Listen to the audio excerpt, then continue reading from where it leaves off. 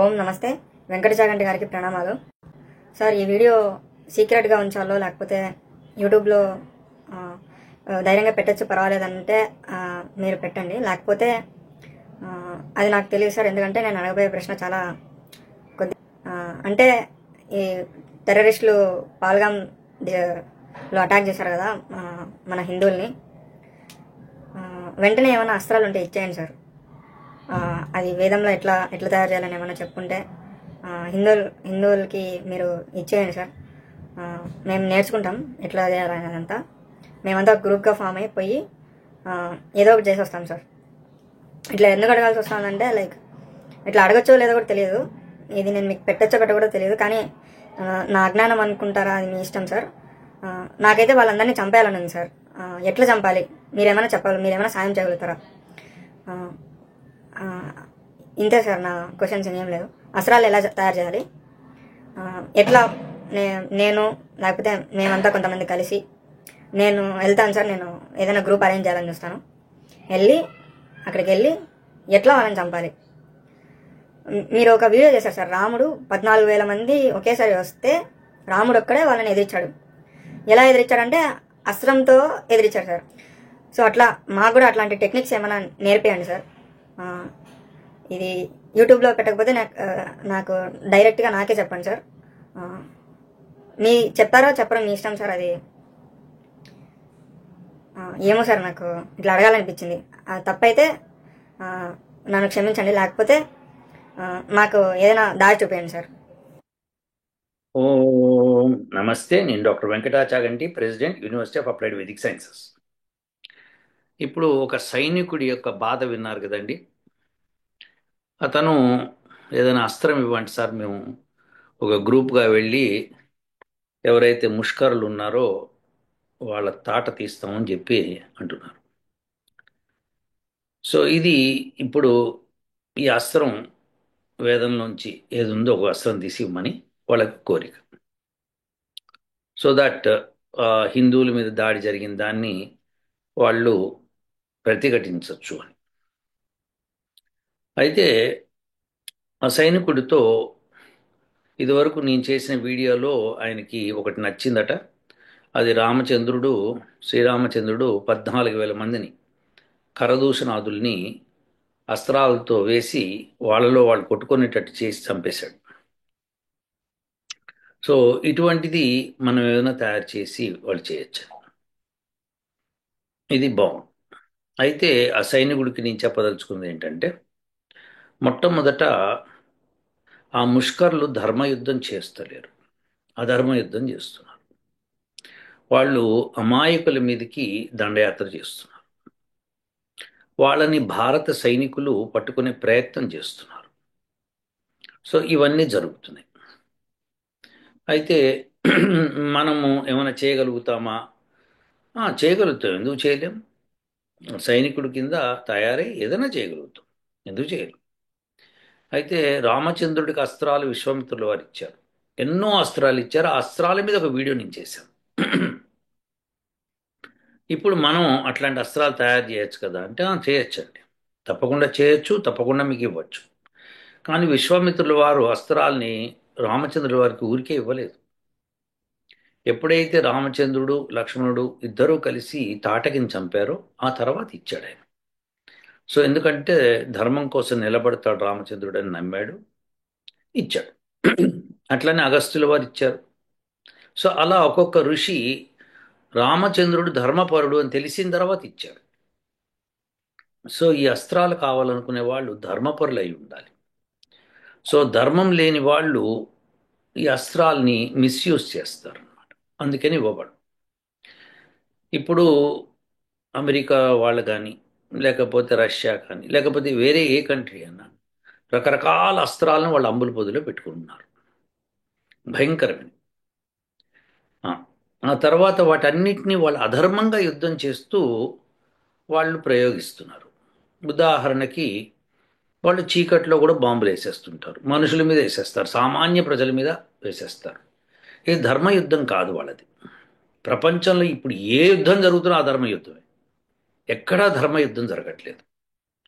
కాబట్టి ఈ ధర్మయుద్ధాన్ని మనం పాటించాలి అనుకోవడం పొరపాటు. వాళ్ళు అధర్మ యుద్ధం చేస్తున్నారు. అధర్మ యుద్ధమే మనము చేయవలసి వస్తుంది.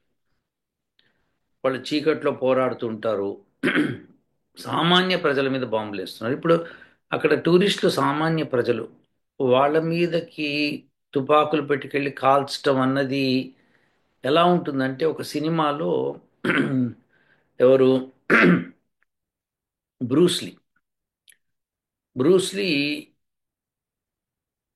ఒక అతనితో కరాటే ఫైట్లో కంఫూలోనో పోరాడాల్సి ఉంటుంది. అతను ఏం చేస్తాడంటే, బ్రూస్లీని భయపెట్టడం కోసం ఒక చెక్క ముక్క తెచ్చి కాలుతో కొడితే 2 ముక్కలేదు. అంటే నేను కొడితే ఇట్లా ఇరుగుతూ చూడంటే, అప్పుడు బ్రూస్లీ ఒక మాట అంటాడు, నువ్వు బాక్సింగ్ కిట్ని కొడితే అది తిరిగి నిన్ను కొట్టలేదు, దాన్ని కొట్టి ఏం లాభం, నా దగ్గరికి రా అంటాడు. అలానే ఆ పిరికి పందలు దాష్టికం చేశారు. మామూలు సామాన్య ప్రజల మీద దాడి చేశారు వాళ్ళు. సామాన్య ప్రజల దగ్గర కనీసం ఒక కత్తి కూడా ఉండి ఉండదు. అలాంటి వాళ్ళ మీద దాడి చేశారు. దాడి చేసి అప్పుడు వాడు హిందూ అయితే ఏంటి, ముస్లిం అయితే ఏంటి, క్రిస్టియన్ అయితే ఏంటి, సిక్ అయితే ఏంటి, ఇంకెవడైతే ఏమైంది, ఎవరైనా వాడికి ఏం తేడా పడదు. వాడికి కావాల్సింది కాల్చేసి వెళ్ళిపోవడం వీరత్వం అనుకుంటాడు వాడు. మరి అంత వీరత్వం ఉన్నాడు, కాల్చి అక్కడ నిలబడమను సైనికులు వచ్చేదాకా. వాళ్ళ దగ్గర తుపాకులు ఉంటారు, నీ దగ్గర తుపాకులు ఉంటాయి, ఇప్పుడు కాల్చుకోండి. అది లేదు కదా ధైర్యము. సో చీకటి రాక్షసి పైశాచిక యుద్ధం చేస్తారు వాళ్ళు. సో పైశాచిక యుద్ధం చేసే వాళ్ళతో పైశాచికంగానే ప్రవర్తించాలి. శ్రీరామచంద్ర వారు ఎప్పుడు ధర్మయుద్ధం చేశారు. ఆయన లంక దగ్గరికి వెళ్ళి సముద్ర తీరంలో బస చేసి, మనం కోట బయటికి రండి మీరు, అప్పుడు మీతో మేము పోట్లాడతాము, లేదా సామాన్య ప్రజలకు ఇబ్బంది అవుతుంది అని చెప్పి సందేశం పంపిస్తాడు. వాళ్ళు ఆ ప్రకారంగా కోట బయటికి వచ్చారు. రాకపోయి ఉండుంటే తప్పదిగా నగరంలోకి సైన్యాలు పంపించవలసి వచ్చేది. అప్పుడు సామాన్య ప్రజలు దెబ్బ తగులుతుంది. సో ఈ రోజుల్లో యుద్ధము అంతా కూడా చాటుమాటు యుద్ధాలే, ఏవి డైరెక్ట్ యుద్ధాలు లేవు. సో డైరెక్ట్ యుద్ధాలు ఉంటే కనుక మనిషి మనిషి ఎదురెదురుగుండా నుంచొని మహాభారత యుద్ధంలో జరిగినట్టుగా, రామాయణంలో జరిగినట్టుగా ఉంటే అది ధర్మ యుద్ధం అవుతుంది. ఎవరి వీరత్వం ఎంతో చూసుకోవాలి. అలా కాకుండా ఇప్పుడు వీరత్వంతో పని లేదు, బటన్ నొక్కితే మిజైల్ వెళ్ళిపోతే అక్కడ పడిపోతుంది అంతే. అలాంటి ఏర్పాట్లు చేసుకున్నాం, మానవులందరూ కలిసి ఏర్పాట్లు చేసేసుకున్నారు. కాబట్టి అటువంటి యుద్ధమే చేయాలి. సో నేను వెళ్ళి అక్కడికి ఏదో చేస్తాను అనటము తప్పులేదు, చేయొచ్చు. కానీ అది కాదు ఇప్పుడు వీరత్వం. ఇప్పుడు ప్రస్తుతం ఉన్నదంతా మనకంతా సిస్టమ్, కంప్యూటర్ సిస్టమ్, కంప్యూటరైజ్డ్ ఉన్నాయి. సో మనం చేయాల్సింది అస్త్రాలు తయారు చేసుకొని ఎలాంటి వాళ్ళు ఉన్న చోటికి వేసేయటం. సో ఇప్పుడు దానికి మీరు చేయవలసింది ఏంటంటే, మొట్టమొదట మీరు డిగ్రీ లాంటివి ఉంటే కంప్లీట్ చేసుకోవటము, లేకపోతే ఏదన్నా వేరే కోర్స్ ఉంటే కంప్లీట్ చేసుకోవటము, వార్ఫేర్ మీద మైండ్ పెట్టడం. వార్ఫేర్ మీద మైండ్ పెడితే మనకి చాలా ఉపయోగకరంగా ఉంటుంది. ఈ వార్ఫేర్ అన్నది ధనుర్విద్య అని మన వేదంలో ఉంది. అది వ్యాసుడు మహాభారత యుద్ధంలో జరిగిన ఘోరాల తర్వాత దాన్ని ఆయన లుప్తం చేశాడు. అంటే అందరికీ ఇన్స్ట్రక్షన్స్ పాస్ చేశాడు, ధనుర్విద్య ఇంకెవరికి నేర్పియద్దు. కానీ ఇప్పుడు అవసరం ఉంది కాబట్టి మళ్ళీ మనం దాన్ని బయటికి తీయాలి. సో తీసి మనం చేయొచ్చు. సో వేదంలో చెప్పిన దాని ప్రకారం మనం చేయొచ్చు. అయితే చేసే ముందు ఫస్ట్ మీరు ఏ ఎడ్యుకేషన్ అయితే ఉందో అది కంప్లీట్ చేయటము, ధనవంతులుగా అవ్వటం. మీరు ధనవంతులు అవ్వాలి, బ్రహ్మచర్యం పాటించాలి. లింకులు పెట్టుకొని మనుషులతో రిలేషన్స్ పెట్టుకొని దానిలో మునిగిన తర్వాత బయటికి రాలేము. సో మీరు చేయవలసింది ఈ కార్యక్రమం. ఈ లోపల చాలామంది చచ్చిపోతారంటే అది మీ బాధ్యత కాదు, ఇప్పుడున్న వాళ్ళ బాధ్యత. సో ఒక రాజకీయ సిస్టమ్ ఉంది, ఒక పొలిటికల్ సిస్టమ్ కాకుండా ఒక మిలిటరీ సిస్టమ్ ఉంది, ఒక జ్యుడిషియల్ సిస్టమ్ ఉంది. ఇలాంటివన్నీ ఏర్పరచుకుంది భారతదేశం. సో వాళ్ళు దాని ప్రకారం చేస్తున్నారు. సో వీళ్ళు ఏంటంటే దాక్కొని దాక్కొని యుద్ధం చేస్తారు కాబట్టి ఆ దాక్కున్న వాళ్ళని పట్టుకోవాలంటే మరి సమయం పడుతుంది. సో వాళ్ళు అట్లా చేస్తూనే ఉంటారు. ఇప్పుడు ఏంటి 1990 నుంచి చేస్తూనే ఉన్నారు, అంతకు ముందు నుంచి చేస్తూనే ఉన్నారు. వాళ్ళు పిరికి పందలు. వాళ్ళు పిరికి పందలు అన్న వాళ్ళు ఏమనుకోరు. వాళ్ళకి చర్మము ఏ మాత్రం కూడా సిగ్గు శరం లేని యాబ్రాసి జీవితం వాళ్ళది. వాళ్ళు అటువంటి బతుకు బతుకుతున్నారు. వాళ్ళకు ఒక అక్క చెల్లి అమ్మ తల్లి ఇట్లాంటి రిలేషన్స్ లేవు వాళ్ళకి. సో అలాంటి నీచులు వాళ్ళు. నీచుల్ని పిశాచులు అని చెప్పాలన్నమాట. సో పిశాచులతో యుద్ధం చేయాలంటే మనం కూడా పిశాచి యుద్ధమే చేయాలి తప్పితే ధర్మ యుద్ధం చేస్తా నేను బాణం తీస్తా వేస్తా ఇవన్నీ కుదరవు. సో వాళ్ళు పిశాచులైతే మనం ఇంకా పైశాచికంగా చేయాలి. ఇప్పుడు 1997 వాజ్పేయి ప్రైమ్ మినిస్టర్గా ఉన్న రోజుల్లో ఆ, వాళ్ళు ఒక టెర్రరిస్ట్ గ్రూప్ వాళ్ళు ఒక విమానాన్ని హైజాక్ చేశారు. చేసి ఆఫ్ఘనిస్తాన్కి పట్టుకుపోయి మా టెర్రరిస్టులు ఇంతమందిని వదిలితే కానీ మేము వీళ్ళని వదలము అని పెట్టారు. ఇప్పుడు వాజ్పేయి గారు పాపం ఇంకేం చేస్తారు, ఇక వాళ్ళని ఆ టెర్రరిస్టులను వదిలిపెట్టారు. తర్వాత వాళ్ళు అక్కడ వాళ్ళని వదిలిపెట్టాల్సి వచ్చింది. కానీ అందులో ఇద్దరు ముగ్గురు చనిపోయినట్టున్నారు అందులో. సో ఇవి జరిగింది. మరి వాజ్పేయి గారి ప్లేస్లో నేనుంటే ఏం చేసేవాడినో అది చెప్తే ఆశ్చర్యపోతారు మీరు. సో మీరు అది ఇప్పుడున్న రాజకీయ నాయకుల్లో ఆ శక్తి లేదండి. వాళ్ళలో నపుంసకత్వం పెరిగింది. వాళ్ళు రాజుల్లాగా లేరు, వేస్ట్ ఫెలోస్. ఇప్పుడు మీరు మోడీని అంటున్నాను అనుకున్నారు అనుకోండి, అంటానండి, మోడీని కూడా అదే అంటాం. వీళ్ళంతా నపుంసకులు. వీళ్ళలో రాజత్వం క్షత్రియత్వం లేదు. క్షత్రియత్వం కావాలి. క్షత్రియత్వం ఉంటే అప్పుడు అధర్మపరుల్ని పేచమానచచ్చు. సో అది లేదు వాళ్ళలో. సో బ్రహ్మణత్వం అసలు లేదు. సో బ్రహ్మణత్వం ఉంటే కనీసము ఆలోచన చేస్తారు. ఎంతసేపు పాకిస్తాన్ కూడా అరవటమే, మాది కాశ్మీర్ అంటము, ఇండియా ఆక్యుపై చేసింది అంటము, వాళ్ళ జనరల్ అరవటము, ఇవన్నీ చేస్తున్నారు. కానీ మన ఇండియన్ సైడ్ నుంచి ఎవ్వడు అరవడు. వాడు ఏం చేస్తాడు, 1971లో ఇందిరాగాంధీ గారు మొత్తం బంగ్లాదేశ్ని పాకిస్తాన్ సైనికులను ఎల్లగొట్టేశారు. ఇక్కడ పాకిస్తాన్ వెస్ట్ పాకిస్తాన్ అంటే ఇప్పుడున్న ప్రస్తుతం పాకిస్తాన్లో లాహోర్ దాకా వెళ్ళిపోయి వాళ్ళ సైనికులందరూ చేతులు జోడించి నమస్కరించి మోకాలు కింద పడేసేసి నమస్కరించి లొంగిపోయారు. లొంగిపోతే వాళ్ళందరినీ కబ్జా చేసి ఆ ల్యాండ్ అక్కడ దాకా కబ్జా చేసి పిఓకి ఏదైతే ఉందో అది కూడా విడుదల చేయించేసి కలిపేసి ఉండుంటే మీకు సైన్యం ఉండదు ఇంకా చెప్పు ఉండుంటే సరిపోయేది. కానీ అప్పుడు ఏం చేశారు, ఆవిడ శ్రీరామచంద్రుడిలాగా ఫీల్ అయిపోయి లంకని ఆక్యుపై చేసుకొని కూడా శ్రీరామచంద్రుడు లంకని తిరిగి ఇచ్చేశాడు విభీషణుడికి. ఇచ్చేసి ఆయన తిరిగి వచ్చాడు. అయితే అదే పద్ధతిలో మన ఇందిరాగాంధీ గారు కూడా చేశారు. కానీ అలా చేయకూడదు. ఎందుకంటే ఈ పాకిస్తాన్ అనే లంకలో విభీషణుడు లేడు కదా. విభీషణుడికి అప్పచెప్పి రావాలి. విభీషణుడు ధర్మపరుడు.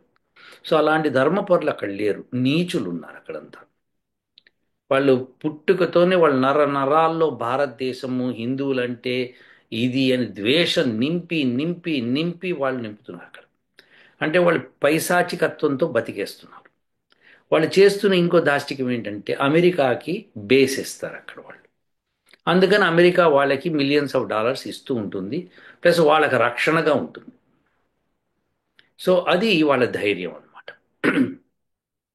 71 వార్లో కూడా అమెరికా వార్నింగ్ ఇచ్చింది ఇండియాకి, నువ్వు పాకిస్తాన్ మీద దండయాత్ర చేస్తే మేము వచ్చేస్తాం మధ్యలోకి, మమ్మల్ని నువ్వు తట్టుకోలేవు అని చెప్తే ఇందిరాగాంధీ ఒకసారి ఒక కనుబొమ్మ ఎగరేసి చూద్దాంలే అని వచ్చేసింది.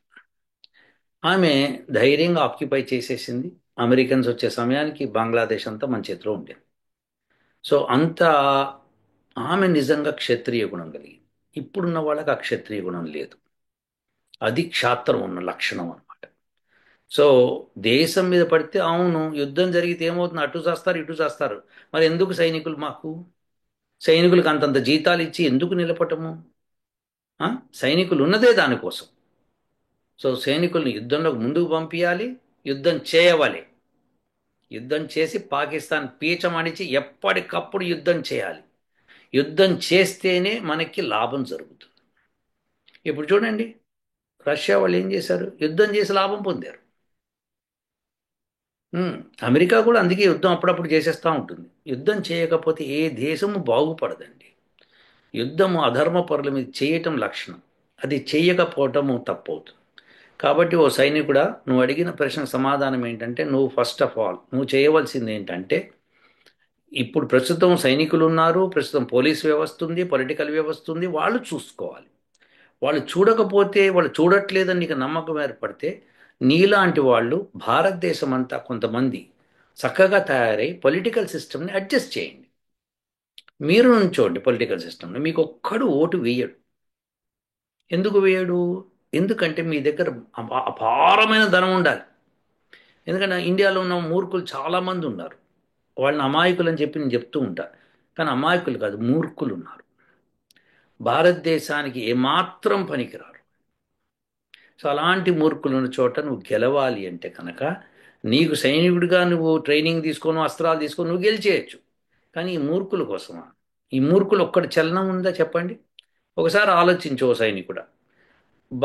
మన వెస్ట్ బెంగాల్లో అంతమంది హిందువుల్ని ఊచకోత కోశారు. కోస్తే ఏ రాష్ట్రం నుంచన్నా కనీసం రోడ్ల మీదకి వచ్చి బంగ్లాదేశ్ని విమర్శించి, మనం వెస్ట్ బెంగాల్ని విమర్శించి మమతా బెనర్జీకి అగేనిస్ట్గా మాట్లాడారా? ఒక గుత్తిలో అనుకుంటా మన కొంతమంది వీరులు బయటకు వచ్చి జెండాలు పట్టుకొని తిరిగి మమతా బెనర్జీకి అగేనిస్ట్గా వాళ్ళు చాలా స్లోగన్స్ విసిరారు. కానీ ఇంకెక్కడన్నా జరిగిందా? ఆలోచించండి. ఇంక హిందువులు ఎవరు ఇంకా? మాకక్కర్లేదు, మేము రోడ్డు మీద నిలబడం. అక్కడెవడో చచ్చాడు, మేము ఇక్కడ చావం. నీ దాకా వచ్చేదాకా తెచ్చుకుంటున్నావు అనుకో, తెచ్చుకుంటావు నువ్వు. మరి తెచ్చుకోవా? మరి ఎక్కడో హిందూ కుషు అటువైపు ఉన్న ముష్కరులు మన దేశంలోకి వస్తుంటే, మెల్లమెల్లగా వస్తుంటే, మా దగ్గర రాలేదుగా మేము రాము. అక్కడ నార్త్ ఇండియాలో అక్కడ రాజులు హెల్ప్ అడిగితే కూడా ఇక్కడ వాళ్ళు సౌత్ నుంచి అట్లీస్ట్ హెల్ప్ చేయలేదు. మాకెందుకు, మాకు సంబంధం లేదు. కానీ వాళ్ళకి వచ్చి వాళ్ళ ముడ్డి మీద వాత పెట్టేదాకా కూడా వాళ్ళకి తెలియదు. అది పరిస్థితి. కాబట్టి నువ్వు ఏదైనా చేయదలుచుకుంటే అస్త్రాన్ని కనిపెట్టు. దాన్ని నేను సహాయం చేయగలుగుతా. కానీ ఎవరో వస్తారు అని ఎదురు చూడకు. ఏదో గ్రూప్ అన్నావు, అట్లాంటివి నువ్వు ఆలోచించవు. ఎందుకో చెప్తాను. నేను ఇంజనీరింగ్ జరిగే సమయంలో నాకు మెకానికల్ ఇంజనీరింగ్, ఎలక్ట్రికల్ ఇంజనీరింగ్, తర్వాత సివిల్ ఇంజనీర్స్ వీళ్ళందరూ నాకు స్నేహితులే. అందరం కూర్చుని ఒకరోజు ఛాయ్ తాగుతున్నాం, 8 రాత్రి కూర్చొని ఛాయ్ తాగుతూ గప్పాలు కొట్టుకుంటాం. అప్పుడు ఏదో సంఘటన జరిగితే మనం కూడా స్పేస్కి వెళ్ళి మనం కూడా నిరూపించాలి. ఇస్రో వాళ్ళు మెల్లగా చేస్తున్నారు, మనం ఏదైనా కలిసి చేయొచ్చు అని చెప్పి నేను అంటే, వాళ్ళు అవునరా మరి ప్లాన్ వేద్దాము అంటే, సరే మరి దానికి కావాల్సింది ఎక్విప్మెంట్ అని తెచ్చుకుందాం. ఒక ఎలక్ట్రికల్ ఇంజనీర్ ఉన్నాడు, ఒక మెకానికల్ ఉన్నాడు, ఒక సివిల్ ఉన్నాడు, ఒక ఎలక్ట్రానిక్స్ ఉన్నాడు, ఒక కంప్యూటర్ ఉన్నాడు, ఇంతమంది ఉన్నాం మనం.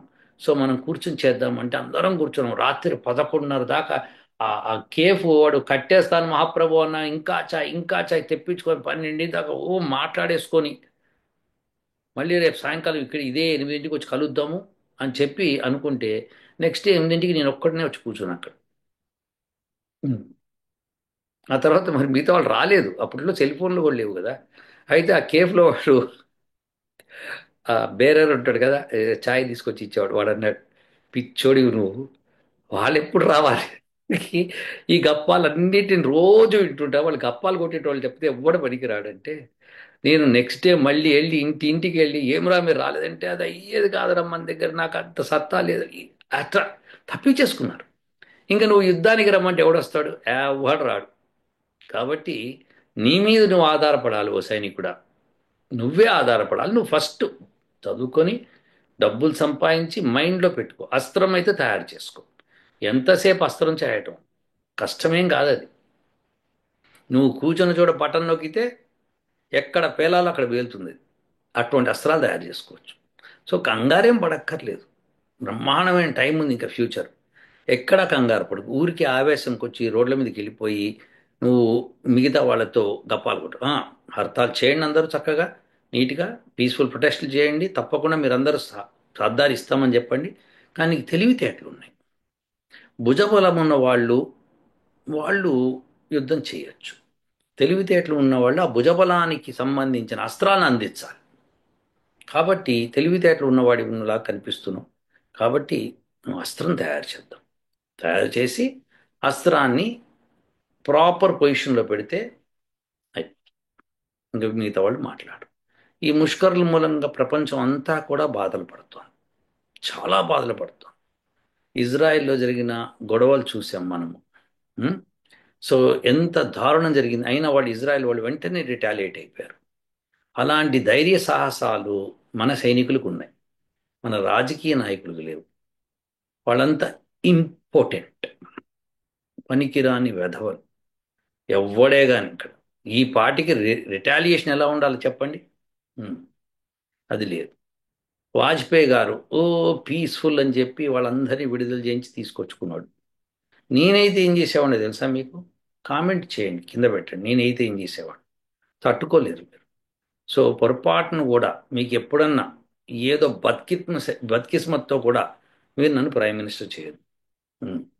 చేశారు అని ప్రయత్నం ఏదైనా చేశారనుకోండి, నేను ప్రైమ్ మినిస్టర్ అయితే కనుక ఇంకా మీకు అది మీరు తట్టుకోలేరు. ఉం. సో దేర్ ఫోర్ అది నేను ఏం చేసేవాడిని కూడా నాకే తెలియదు. ద వాజ్పేయి సంఘటనే చెప్తున్నాను. That's too much. ఇప్పుడు మోడీ అంత పనికిరాడండి. Modi is not a right person to lead the country.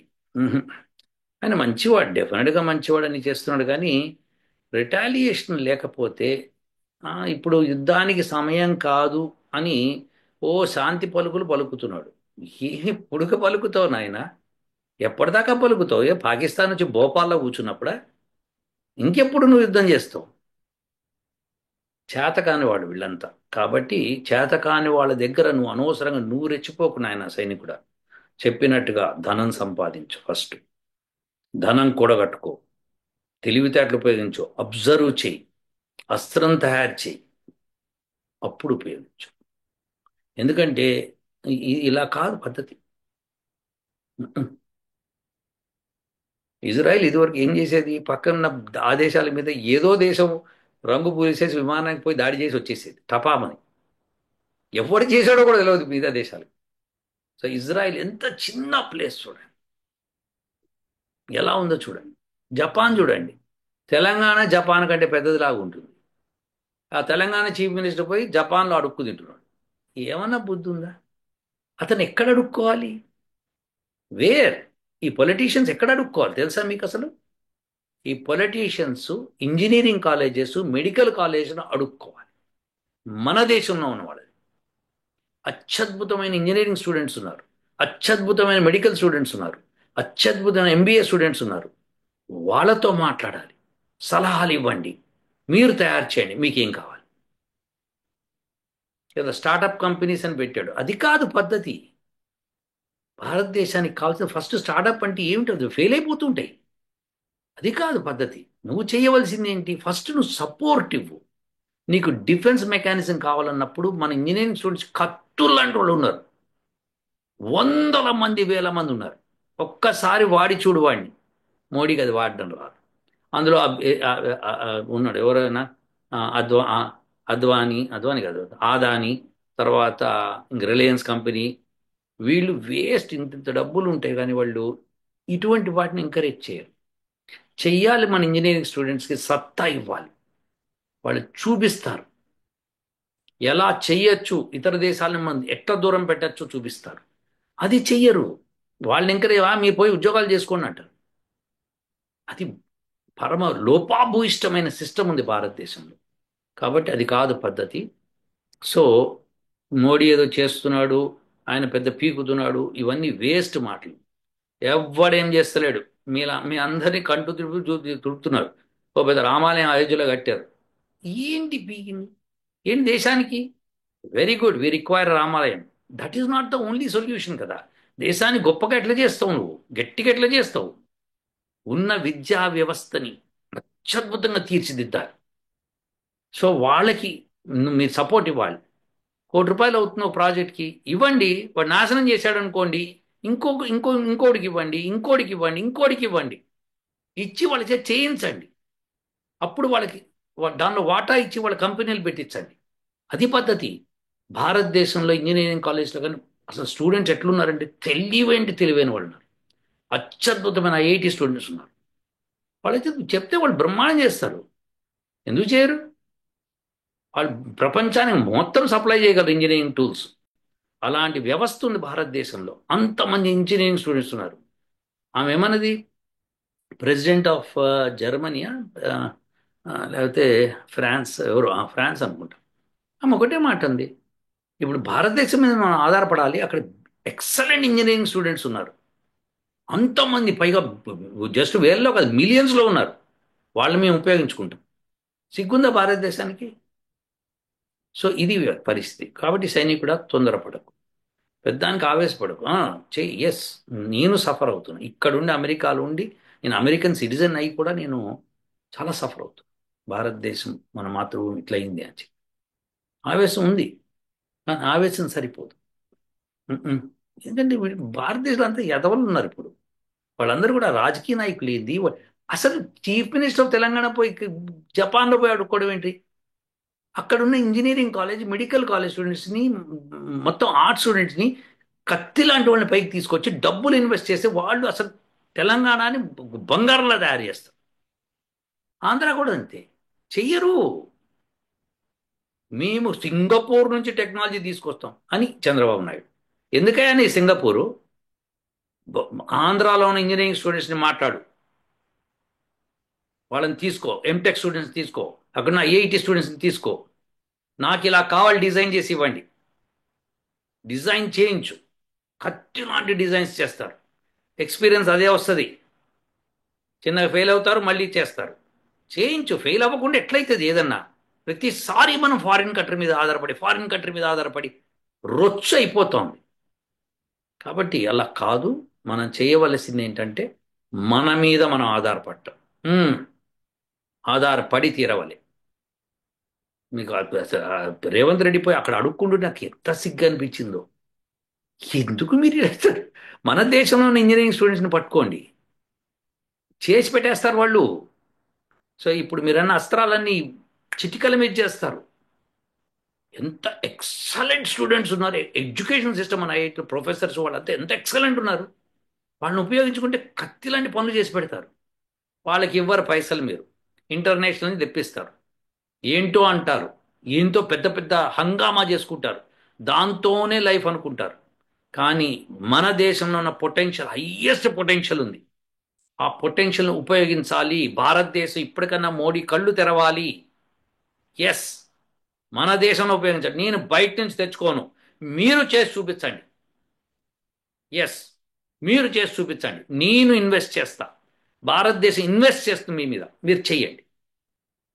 చెప్పండి కండిషన్. మీరు ఫెయిల్ అయితే కనుక మీరు చెప్పిన లెక్క చెప్పండి, డబ్బులు ఎంత కావాలో చెప్పండి, నేను తెచ్చి పెడతాను. పెట్టిన దాంతో మీరు చేసి తీరాలి. మీ ప్రోగ్రామ్ మీరు చెప్పండి. ఫెయిల్ అయితే ఏంటో నాకు చెప్పండి అని చెప్పి వాళ్ళని ఎంకరేజ్ చేయాలి. ఎస్, అవి చెయ్యకుండా నేను నమ్మలేనండి, వాళ్ళు డబ్బులు తీసుకుంటారు, మాయమైపోతారు. ఎస్, శిక్షలు కూడా వేయండి. ఇలా చేసి ఇలా అయితే కనుక మాకు ఇలా రిపోర్ట్ రాకపోతే, ఈ పర్సంటేజ్ ఆఫ్ రిపోర్ట్ రాకపోతే మీరు జైల్లో ఉంటారు. అగ్రిమెంట్స్ రాయించుకోండి. జ్యుడిషియల్ సిస్టమ్ తీసుకురండి మధ్యలోకి. భారతదేశం ట్యాక్స్ మనీ ఇందులో పెడుతున్నాను.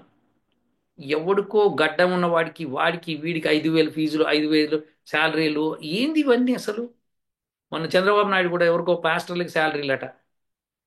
ఏమన్నా అసలు బుద్ధి ఉందా? పాస్టర్లకి, పురోహితులకి, వాళ్ళకి వీళ్ళకి శాలరీలు ఏంటి? ఎవరిన రిలీజియన్ నమ్ముకుంటే ఆ రిలీజియన్ నుంచి డబ్బులు ఇవ్వాలి, వాళ్ళు ఇచ్చి చేయించుకోవాలి. వాళ్ళకి గవర్నమెంట్ శాలరీలు ఇవ్వటం ఏంటి అసలు? మీరు యువర్ సెయింగ్ యువర్ సెక్యులర్ అని చెప్తున్నారు. ఒక పక్కన సెక్యులర్ అని చెప్పి మతాలకు ఇస్తున్నారు మీరు.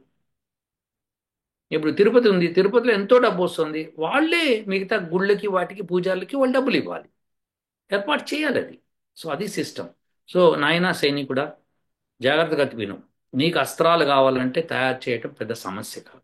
కానీ ఫస్ట్ ధనం సంపాదించు. ఎందుకంటే కావాల్సిన మెటీరియల్స్కి చాలా ధనం ఖర్చు అవుతుంది. సో ఆ ధనంతో మనం చేయగలుగుతాం. చాలా సింపుల్ విషయం ఇది, అసలు విషయమే కాదు అది. కాబట్టి ఫస్ట్ ధనం సంపాదించు, నువ్వు సిస్టమ్ పెట్టుకో, నువ్వు బ్రహ్మచర్యం తీసుకో. నేను ఈ దేశానికి చేయాలంటే బ్రహ్మచర్యం కావాలి. ఎందుకంటే మీరు రిలేటివ్స్ సందడ్లు అని పెట్టుకొని ఈ కుర్రవాళ్ళు ఈ రోజుల్లో బీర్లు తాగి బార్లు తాగి పడిపోవటము ఇవి కాదు కదా. చక్కగా కూర్చొని బ్రహ్మాండమైన లైఫ్ గడపండి. గడిపి మీరు ఆలోచన చేయండి, నేను ఒక్కడిని, నాతో పాటు ఎవడొస్తాడు, నీలాంటి వాడు ఎవడని వెతుక్కోవాలి. ఎవరిని పడితే వాడు నమ్మద్దు, మిమ్మల్ని ఇరికిచ్చి వెళ్ళిపోతుంటారు. సో అట్లా కాదు, వాళ్ళు దొంగ వ్యవహారం చేస్తున్నారు, పైశాచిక యుద్ధం చేస్తున్నారు, మీరు కూడా వెనకాలే ఉండాలి. బయటికి అనిపించకూడదు, అనిపించకుండా మీరు కూడా చేయాలి యుద్ధం. That is how it should be. వాళ్ళు ఎలా చేస్తే మీరు అట్లా చేయండి, అది పద్ధతి.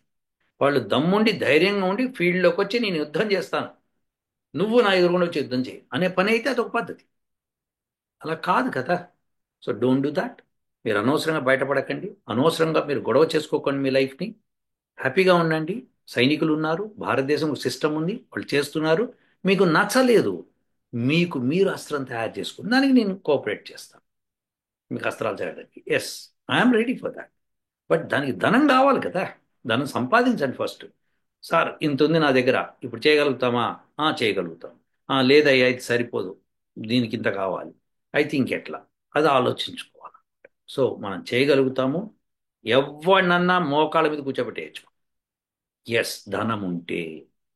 ధనం కావాలి ఫస్ట్. ఓకేనా? సో మనీ సంపాదించిన ఆయన సంపాదించు, ఆవేశపడి రోడ్ల మీదకి వచ్చేసేసి నీకు నువ్వు బయటపడవు. మీరు అందరూ కలిసి గ్రూప్కి వెళ్ళి హర్తాలు చేస్తారు, చేయండి, పీస్ఫుల్ ప్రొటెస్ట్ అన్నీ చేయండి. ఎస్, మీ మీదకి ఎవరైనా వస్తే మీరు కూడా ఎదుర్కొనండి. బాడీని పెంచండి, బలంగా తయారు చేసుకోండి. ఎందుకంటే వాడు ఒక 10 దెబ్బలు కొడితే మీరు ఒక్క దెబ్బన తిరిగి కొట్టగలగాలి. సో అటువంటి బాడీ ఉండాలి మీకు. తన్నులు తిని తట్టుకునే బాడీ ఉండాలి, అప్పుడే మీరు కొట్టగలుగుతారు. సో ఇవి చేయగలగాలంటే కనుక మీరు బ్రహ్మచర్యం వహించాలి, ప్రాణాయామం చేయండి, ఆసనాలు వేయండి, ఉదయం లేచి ప్రాతకాలం లేచి పరమాత్మని ధ్యానం పెట్టండి. ఇవన్నీ చేసి దృఢకాయం అవ్వండి. ఎంత దృఢం అవ్వాలంటే అది చూసి భయపడాలి జనం. మహర్షి దయానంద సరస్వతి శరీరం వజ్రకాయంలా ఉండేది. ఆయన ఒకసారి ఆయన మీదకి వేరే వాళ్ళు ఎవరైతే ఐడల్ వర్షిపర్స్ ఉన్నారో వాళ్ళు ఆయన మీదకి ఒక 2 మల్లుల్ని పంపించారు. ఎట్లా అంటే శిష్యులుగా చేరారు, కాళ్ళు పడతామని చెప్పి కాళ్ళు ఇరగొట్టేశారు. వాళ్ళు శిష్యుల్లాగా వచ్చారు, వచ్చి కూర్చొని చేరి సార్ మీ దగ్గర సపర్యలు చేసుకుని ఏదో నేర్చుకుంటామని వచ్చారు. చూశాడు, బాడీలు చూశాడు, ఓహో అనుకోడు, ఓకే కానివ్వండి అంటే. ఏమైందంటే ఇక సరే ఒకరోజు సార్ మీకు కాళ్ళు పడతాము అంటే, నాకు అవసరం లేదయ్యా అంటే, లేదు లేదు సార్ గురువు గారు మీరు సేవ చేస్తుందని. సరే కానివ్వండి. వాళ్ళు కాళ్ళు పట్టి వాళ్ళ చేతులు నెప్పుట్టేసినాయి, వేళ్ళు వంకర్లు పోయినాయి, బాడీ అంత స్ట్రాంగ్, ఐరన్ అలా ఉండింది. సో అలా ఉండాలి, శరీరం అంటే వజ్రకాయం అవ్వాలి. అలా చేసుకున్నప్పుడు బ్రహ్మాండంగా ఉంటుంది. అస్త్రాలు ఎంతసేపు మనం ప్రొడ్యూస్ చేయొచ్చు, కొద్దిగా ధనం ఉంటే ప్రొడ్యూస్ చేసేయచ్చు. So that's not a problem. వేదంలో అనేకమైనవి ఇచ్చేద్దాం. ఓకేనా?